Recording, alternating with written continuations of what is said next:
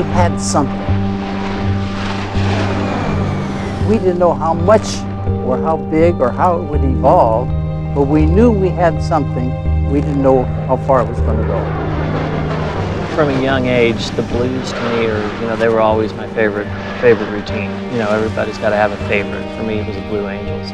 We started what they called the Navy Flight Demonstration Team in the spring of 1946. I was fortunate enough to be selected as one of the pilots. Dan, Jim, and I all love the things that we get to do with these aircraft in different ways, but there's one thing that I know for a fact that we really share in common. That is to be able to share it with the Blues. That team, the current team, hadn't even seen or touched a Bearcat. That's their history, that's their living history, and to get them there and put them up in the aircraft and let them get in there, and some of the guys are so big, they couldn't even get their shoulders inside. I really didn't know what to expect. I knew that Bearcats were going to be flown in a demonstration. I was going to go down there, be with my Blue Angel buds, and combining this together was, of course, generations of history between what airplanes are flown. It is so exciting that these airplanes are now being seen with the Blue Angels. And they started out with the Hellcat.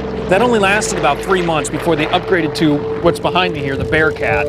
From August of 1946 until 49, this was the airplane that the Blue Angels flew. We were anticipating getting in a new airplane, and we were hoping we'd get into the Bearcats.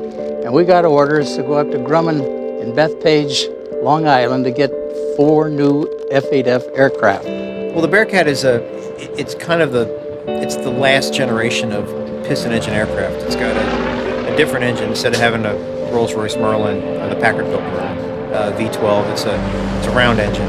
It's got this, it's called an R2800, but it just goes like hell. I mean, it absolutely goes like hell. It was an incredible experience to feel that and hear that. Because as a Blue Angel, when you're applying to the team especially, you hear and learn a lot about the history of the team. So you knew that they flew the Bearcat. You knew that it was one of their favorite propeller airplanes that they'd ever flown. You'd always heard, the past guys that were on the team talk about how much they loved that airplane. This is exciting to see these old airplanes in such pristine condition. They're just beautiful. Anticipation to getting into that brand new little hot rod was what it was. We were all eager to get in that airplane because we knew it was a fantastic airplane for us especially, but squadron-wise, it was even better. It was just a better airplane than the F6. It was the next step up. When I touch a Bearcat and then look at the team, it really is, for me, a feeling of completion, that we know where we came from, we know where we are now, and in between those 2 points, all the patriotic, hardworking, problem-solving Americans that made that happen. They went into designing these airplanes, making them fly. It was perfect.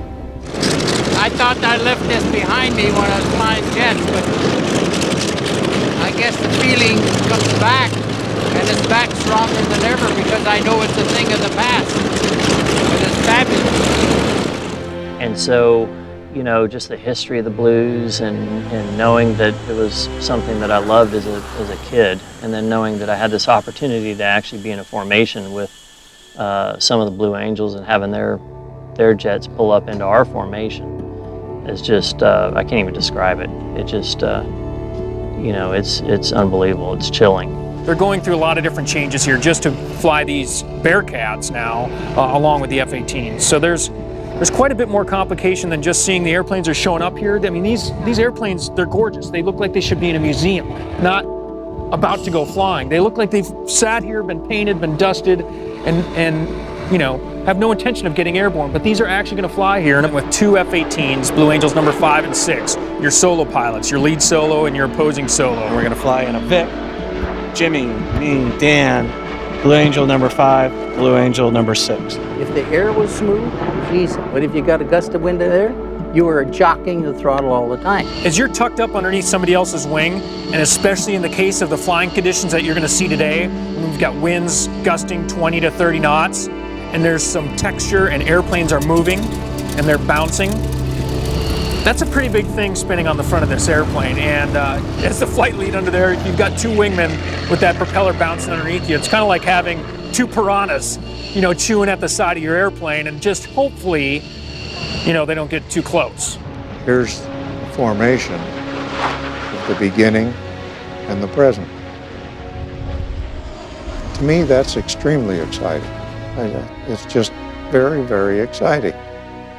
And I can't say enough about it. And they all did such a wonderful job. They worked together. They briefed well. They debriefed well. They had it well organized. That looks pretty good. Pretty good. I remember looking down from the right side. I was on Jimmy's wing, and Greta was on the left side. And I remember kind of looking down and sort of peripherally seeing the blue and gold come up, and thinking to myself, you better not move. So that was probably the most focused I've ever been in a formation.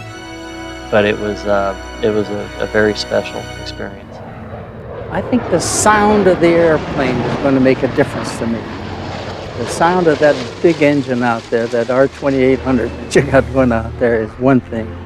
But I think that the quickness of the airplane, the way it gets off of the ground and the way that it settles down, and how you guys are going to fly it is going to be reminiscent of what we did. And so I'm looking forward to that. That's a 1946 version of 2009 of the Blue Angels, huh? And you'd see the Bearcats in formation as they came over the top of the parked 6 blue F-18s. And to snap that, just take that one snap image, you know, the history there that was going on, was my favorite memory. Yeah, it's a nice formation.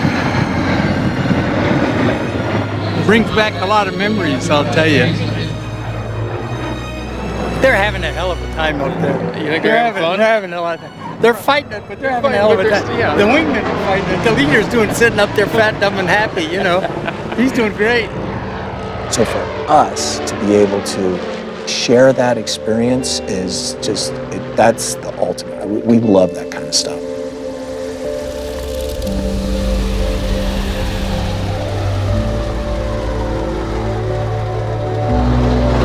Hey, you guys did a hell of a job. You think? You damn right. I thought about you all the way around. Oh, yeah. I was thinking about you guys. Physicians, your wingmen were working hard. Yeah. But they were there, and they were good, and I was impressed. Boy, this is old times. Is it? My last flight in the Bearcat was January 1950. I'm 90 years old. There's no way I'm going to fly that airplane. But in my mind, I could fly that airplane, and it would thrill me to death to get it off the ground.